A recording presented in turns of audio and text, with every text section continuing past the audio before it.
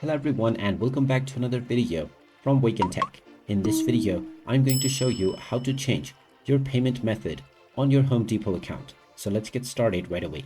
First of all, open up your web browser and then in the address bar type in homedepot.com and press enter.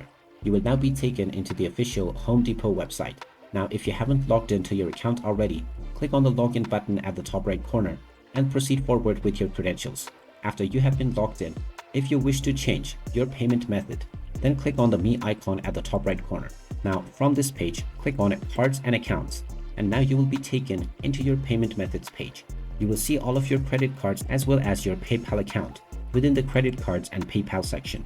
If you wish to use the alternate method, then you can simply click on the other option and choose the option to add a new account.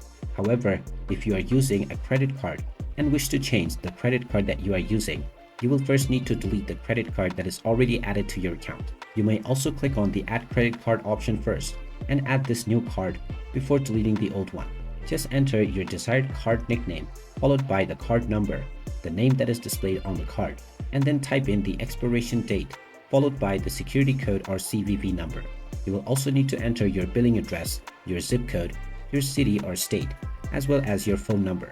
You can also choose the option to make this your default payment method. After verifying your identity by completing the CAPTCHA, click on the Add Credit Card option, and now this credit card will also be added as your payment method. After this account has been added, you can delete the old credit card, and now this card will become your new payment method.